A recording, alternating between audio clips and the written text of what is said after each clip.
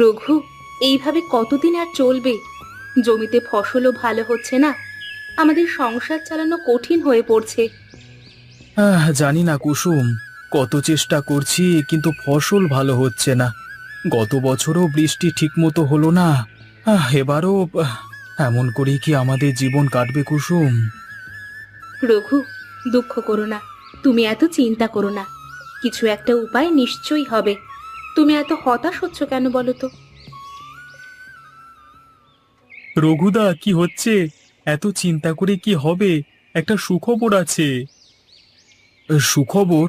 তোমাদের কাছে সুখবর আছে? আমি কি ঠিক শুনলাম? বলো তবে কি সুখবর?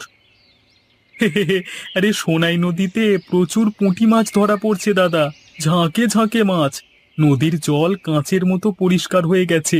আর মাছের প্রচুর ফলন হচ্ছে। আমাদের এখন নদীতে যেতে হবে।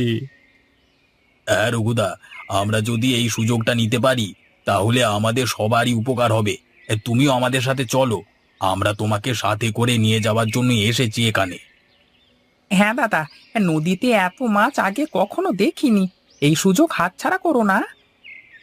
কিন্তু আমি তো মাছ ধরতে পারি না, আমার কাছে কোনো জালও নেই। দাদা, তুমি কিচ্ছু চিন্তা করো না, আমরা তো আছি তোমার সাথে। আমার কাছে পর্যাপ্ত জাল আছে। তুমি কেবল আমাদের সাথে চলো। আমরা সবাই মিলে প্রচুর মাছ ধরবো। আর সেগুলো বিক্রি করে সংসার চালানোর জন্য বেশ ভালো পরিমাণ টাকা উঠে আসবে গো। মাধব ঠিক বলেছে রঘু, আমি বলছি তুমি যাও। মাছ ধরতে পারলে আমাদের অনেক সমস্যার সমাধান হয়ে যাবে। ঠিক আছে মাধব, আমি তোমার সাথে যাব। দেখি সোনাই নদী আমাদের ভাগ্যে কি তুলে রেখেছে।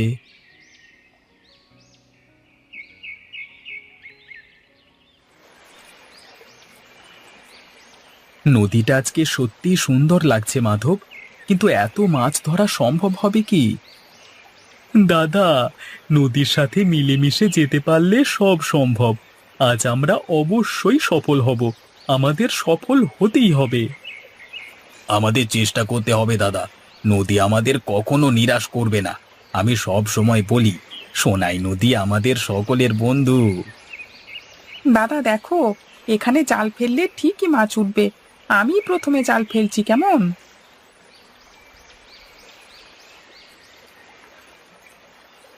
দাদা, দাদা টেনে তোলো, জালে মাছ উঠছে। সত্যি? এত তাড়াতাড়ি? দাদা দেখো, নদী আমাদের নিরাশ করেনি। এবার আমরা বাকি জালগুলো ফেলি।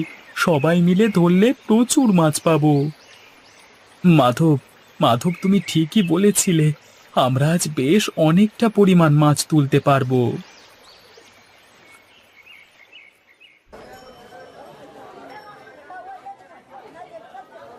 দাদা দেখেছো, কত তাড়াতাড়ি আমাদের মাছগুলো সব বিক্রি হয়ে যাচ্ছে। আজকে মনে হচ্ছে সোনাই নদী আমাদের জন্য সামান্য হলেও আনন্দ তুলে রেখেছে। হ্যাঁ মাধব, আমি কখনো ভাবিনি যে মাছ ধরবার মাধ্যমে এতটা উপার্জন করা সম্ভব। দাদা, আমি বলেছিলাম না, নদী আমাদের কখনো ফিরিয়ে দেয় না। আমাদের শুধু উপযুক্ত পরিশ্রম করতে হবে। দাদা, আজকে রোজগার সত্যিই অনেকদিন পর বেশ ভালো হলো। আজকে নদীতে জাল ফেলাটা একেবারে সার্থক হয়েছে আমাদের জন্য। আর মাছগুলো কত তাড়াতাড়ি সব বিক্রি হয়ে যাচ্ছে। নদী থেকে তুলে আনার সদ্য সতেজ মাছ, এর তো স্বাদই আলাদা। ঠিকই বলেছ গোপাল, কিন্তু আমাদের আরো মাছ ধরতে হবে। এই টাকা দিয়ে আমরা অনেক কিছু করতে পারবো। রঘুদা, আমাদের সাথে নিয়মিত এই কাজ করো, কেমন?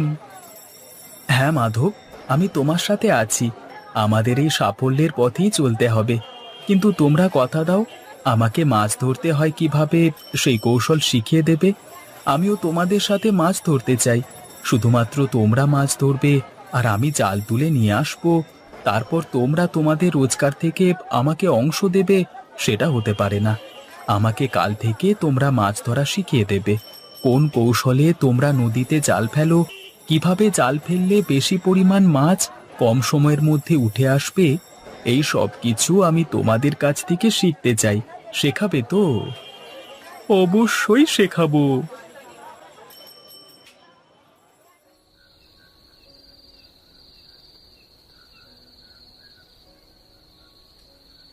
আজকের দিনটা কেমন কাটলো রঘু? অসাধারণ কুসুম। আমরা প্রচুর মাছ ধরলাম আর সব বিক্রি করে ভালো টাকা পেলাম। মাধব ঠিকই বলেছিল, নদী আমাদের ভাগ্য বদলে দিয়েছে। আমি খুব খুশি রঘু। এখন থেকে আমাদের আর কষ্ট করতে হবে না, মাথায় হাত দিয়ে বসে ভাবতে হবে না যে কি করব। তুমিও আর হতাশ হয়ে বসে থেকো না। সোনাই নদী আমাদের জন্য ছোট্ট হলেও একটা সুযোগ এনে দিয়েছে। আর আজ যখন এত মাছ বিক্রি হয়েছে, তবে তোমরা আরো চেষ্টা করো, আরো মাছ ধরে বাজারে বিক্রি করার চেষ্টা করো।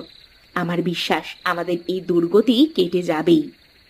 হ্যাঁ কুসুম, আমরা এখন নিয়মিত মাছ ধরতে যাব। আমাদের ভবিষ্যতের কথা ভেবে কিছু না কিছু তো করতেই হবে।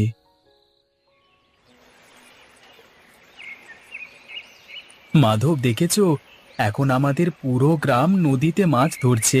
সোনাই নদী যেন আমাদের গ্রামের জন্য আশীর্বাদ হয়ে উঠেছে।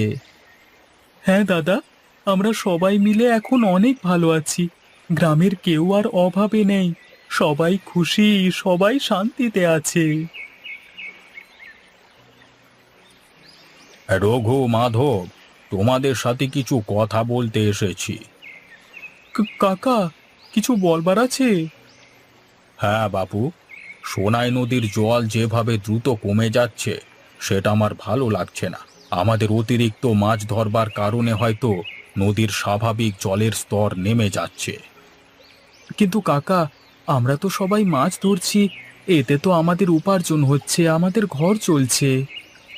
হ্যাঁ বাপু, সেসব আমি জানি, কিন্তু তার সাথে নদীর যত্ন তো নিতে হবে। আমরা যদি অতিরিক্ত মাছ ধরি তাহলে নদীর জীবন বৃত্তি নষ্ট হয়ে যাবে, মাছের সংখ্যা কমে যাবে, নদীর জল শুকিয়ে যেতে পারে। তাহলে আমরা কি করব কাকা? আমরা আর মাছ ধরবো না? না বাপু, তোমরা মাছ ধরবে অবশ্যই, কিন্তু সীমা রেখে ধরবে। নদীর প্রকৃতি যেন নষ্ট না হয় সেই দিকে খেয়াল রাখতে হবে। আমরা যদি আমাদের চারপাশের প্রকৃতিকে রক্ষা করি তবে প্রকৃতিও আমাদের রক্ষা করবে। কাকা, তোমার কথা আমরা বুঝতে পেরেছি। আমরা এখন থেকে সোনাই নদীর যত্ন নেব।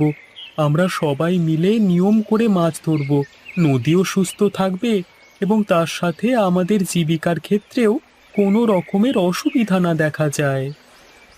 হ্যাঁ কাকা, আমরা গ্রামের সবাইকে বলবো যেন সবাই বুঝতে পারে প্রকৃতির সাথে কেমনভাবে ভারসাম্যপূর্ণ সম্পর্ক রাখা উচিত। ভালো বলেছ। মনে রেখো, প্রকৃতি আমাদের মা, তাকে যত্ন করলে সে আমাদের রক্ষা করবে। তাকে যদি আমরা কষ্ট দিই তবে সেই কষ্ট দ্বিগুণ হয়ে আমাদের উপরই ফিরে আসবে। আবার প্রকৃতি তার কাছে কিছুই রেখে দেয় না, সব কিছু ফিরিয়ে দেয়। সে যেমন তার সন্তানদের স্নেহ করে, তেমন তাকে শাস্তি দিতেও পেছুপা হয় না।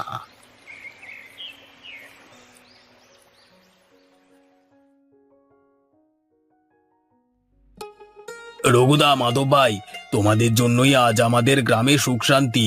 তোমরা আমাদের শিখিয়েছো প্রকৃতির সাথে মিলেমিশে কেমন করে বাঁচতে হয়। হ্যাঁ, তোমাদের প্রচেষ্টার জন্যই আজ আমরা সবাই ভালো আছি। সোনাই নদী এখন আমাদের সবার বন্ধু, আমাদেরকে রক্ষা করছে সে। এটা আমাদের সকলের প্রচেষ্টার ফল। আমরা সবাই মিলে প্রকৃতির সাথে সামঞ্জস্য রেখে বেঁচে থাকবার চেষ্টা করছি। হ্যাঁ, আজ আমরা সবাই সুখী। আমাদের গ্রামে অভাব নেই, শান্তি আছে এবং এর সব কিছু সম্ভব হয়েছে কারণ আমরা সবাই মিলে কাজ করেছি। হ্যাঁ, এবং সেই কারণেই আমরা আজকে এই সুখের দিন উদযাপন করছি।